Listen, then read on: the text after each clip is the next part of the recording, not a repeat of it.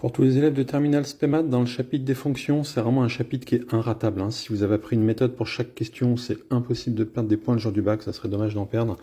Vous voyez par exemple dans l'exercice 2, allez, on va prendre la question 4, on nous demande la dérivabilité de la fonction à droite en un nombre, en 0.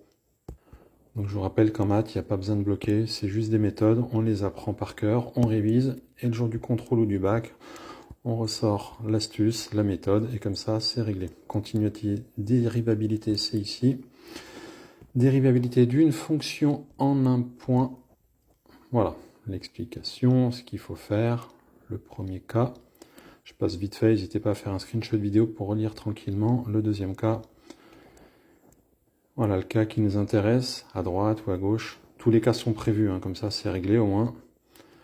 Un exemple simple avec la fonction de racine carrée et juste après l'exemple complet. Voilà, le quatrième cas. Et l'exemple complet, il est ici. En un exemple, ça vous permet de réviser quasiment toutes les possibilités de dérivabilité d'une fonction en un point. Voilà, ça évite de perdre trop de temps au niveau des révisions. On est efficace parce qu'il n'y a pas que les maths à réviser, il y a également tout le reste. Etc. etc.